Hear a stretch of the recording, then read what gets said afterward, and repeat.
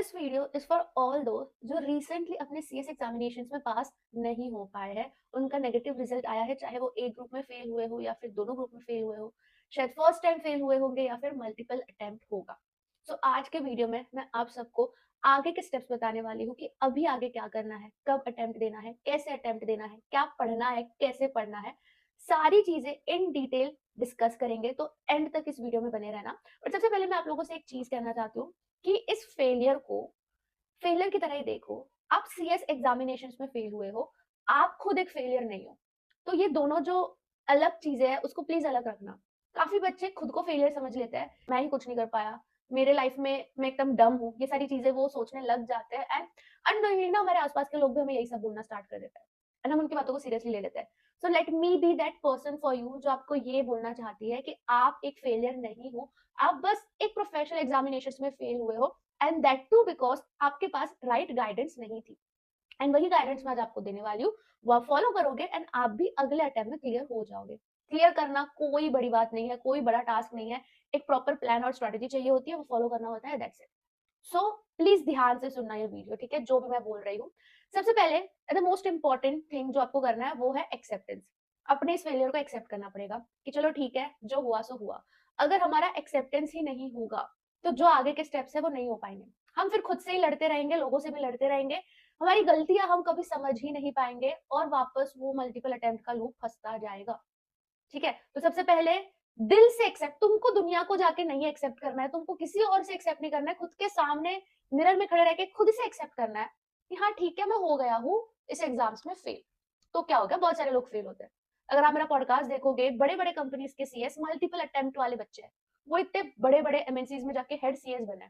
तो क्या हो गया, फेल हो गए।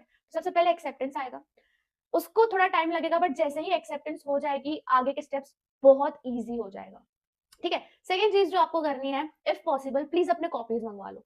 जो आपके आंसर कॉपीज थे उसको अगर आप मंगवा सकते हो, बिकॉज आप अपनी गलतियां आइडेंटिफाई कर पाओगे कि एग्जैक्टली क्या गलती हुई थी। मैं आपको एग्जांपल देती हूँ, मेरी जो एक फ्रेंड है जो लाइक 6 साल से इस अटेम्प्ट में फंसी हुई थी, वो कभी अपने कॉपीज नहीं मंगवाती थी। उसको लगता था कि यार मैं तो नेहा सब लिख के आ रही हूँ, 100% लिख के आ रही हूँ, मेरे से गलती कैसे हो रही है, मुझे समझ नहीं आ रहा, मैं सारा लिख कर आ रही हूँ। एंड देन मैंने उसको बोला कि एक बार कॉपी मंगवा ले, देख लेते हैं। तो उसने बोला क्या जरूरत है, मुझे पता है मैंने सब सही लिखा था। मैंने बोला पता चलेगा कहाँ आंसर कटा है, कहाँ मार्क्स कटा है। उसने कॉपीज मंगवाई एंड जब मैंने उसको खुद ही का कॉपी दिखाया तो बोल शी वाज लाइक कि ये मैंने लिखा है, ये मैंने नहीं लिखा है। ऐसा क्यों हो रहा है, बिकॉज आपको कभी कभी याद नहीं होता है कि आप एग्जाम में जो 3 घंटा बैठ के लिखते हो आप क्या लिख रहे हो। प्रेशर में आके आपको खुद को ही नहीं पता चलता कि आपने क्या लिखा है। आपको लगता है कि हाँ मैं तो सब सही लिख के आई हूँ, बट कुछ और ही लिख के आए हो आप।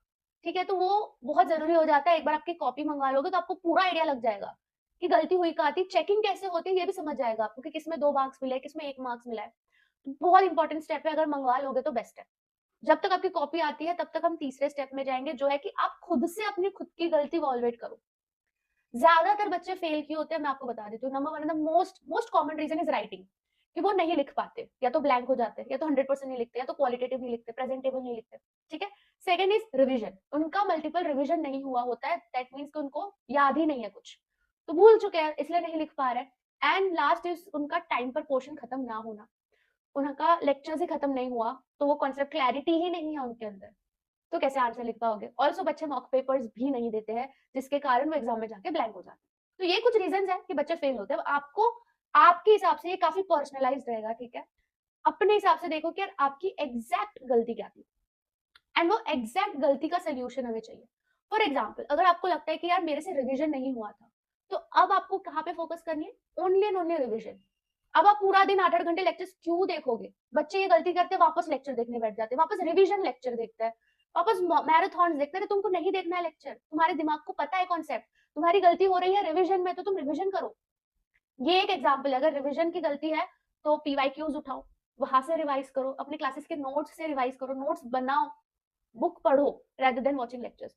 अगर आपकी राइटिंग में दिक्कत आ रही है तो डेफिनेटली राइटिंग प्रैक्टिस करो, टेस्ट पेपर्स दो, मॉक पेपर्स दो, पीवाईक्यू के आंसर्स लिखो, ये सारी चीजें करनी है। अगर आपकी कॉन्सेप्ट क्लैरिटी की ही गड़बड़ है, अगर आपको लग रहा है कि यार कुछ कुछ चैप्टर्स है, कुछ कुछ सब्जेक्ट्स है, फॉर एग्जांपल सीएफएम ले लो या कुछ भी सब्जेक्ट जो आपको बिल्कुल अच्छे तरीके से नहीं आता है, जो आपके कॉन्सेप्ट ही फंडे क्लियर नहीं होते, तब जाके आपको लेक्चर देखना है। एंड यहाँ पे लेक्चर की बात चल रही है तो मैं आपको रिकमेंड करना चाहती हूँ अन एकेडमिक लेक्चर्स, बिकॉज गाइस बहुत बढ़िया ऑफर चल रहा है। सिर्फ 10,000 रुपए के अंदर ना आपको दोनों ग्रुप का एक्सेस मिल जाएगा। यस गाइस, सिर्फ 10,000 रुपए के अंदर। एंड अमित होरा सर बहुत बढ़िया पढ़ाते हैं, ये हम सबको पता ही है। वो बच्चों के इतने सारे डाउट्स भी क्लियर करते हैं, लाइक 24/7 वो अपने फोन में रहते हैं, बच्चों के डाउट्स क्लियर करते रहते हैं। तो आप बिल्कुल रिग्रेट नहीं करोगे वो क्लासेस में जाके। एंड गाइस, इनके यहाँ से 820 प्लस लर्नर्स पास हुए, लाइक ऑल ओवर इंडिया में सबसे हाईएस्ट नंबर है कोचिंग में। इतने सारे लोग अनअकैडमी से पास हुए हैं, 2 ऑल इंडिया रैंकर्स इनकी निकली हुई है, तो बहुत अच्छा भी पढ़ाता है। एंड आपका सारा जो फंडा है ना कॉन्सेप्ट क्लैरिटी का, वो सब क्लियर हो जाएगा। इसलिए आप डेफिनेटली, अगर आपको कॉन्सेप्ट क्लैरिटी चाहिए, अगर आप अपने लिए लेक्चर्स ढूंढ रहे हो, दिसंबर में अटेम्प्ट देना चाहते हो, आंख बंद करके अनअकैडमी में चले जाओ। लिंक्स सारी डिस्क्रिप्शन पर डाल रखी है, इस नंबर पर आप फोन भी कर सकते हो और इंक्वायरी के लिए। अब मैं आपको एक ऐसा ब्रह्मास्त्र बताने वाली हूँ जो अगर आप कर लेते हो, लाइक ये जो स्ट्रेटेजी जो मैं भी आपको बताऊंगी, वो 100% काम करती है, जो मैं भी आपको बताने वाली हूँ। जिन जिन को मैंने बताया है, जिन जिन बच्चों ने ये फॉलो किया है, वो अपने दूसरे अटेम्प्ट पास हुए ही है ना। ये कौन सी स्ट्रेटेजी है? थोड़ी सी बोरिंग है बट आपको करनी पड़ेगी। वो ये है कि आप एक हफ्ते तक, सिर्फ स्टार्टिंग में एक हफ्ता बोलूंगी, लगातार डेली बेसिस आपको कुछ नहीं करना है, 3 घंटे साइड में निकालने हैं। एज इट इज आईसीएसआई के गाइडलाइन आंसर्स को देख देख के लिखना है, एज इट इज आपको सॉल्व करना है। बहुत बोरिंग होगा, आपको लगेगा यार मैं क्या कर रही हूँ, देख देख के क्यों लिख रही हूँ, बट जब आप लिखने बैठोगे तब आपको समझेगा कि यार मैं तो ऐसा लैंग्वेज ही नहीं यूज करती थी, मैं तो ऐसा फॉर्मेट ही यूज नहीं करती थी, टाइम पे खत्म ही नहीं होगा आपका पेपर। एंड तब आपको खुद ब खुद समझेगा गलतियां हो कहाँ रही थी। By the 7th day you will become pro. आप एकदम दिल खोल के पेपर्स लिख पाओगे एंड सब कुछ क्लियर हो जाएगा। तो अभी एक हफ्ता बस ये कर लो आप, एंड उसके बाद से अपनी रेगुलर पढ़ाई स्टार्ट करना। पहले आप ये करो, जो भी आपका पेपर लाइक क्लियर है, जो आपके कॉन्सेप्ट क्लियर है, आपको क्विकली बस रिवीजन करना है उस सब्जेक्ट्स के, आप ऐसा स्ट्रेटेजी आजमाना। ट्रस्ट मी, आप डेफिनेटली पास हो जाओगे।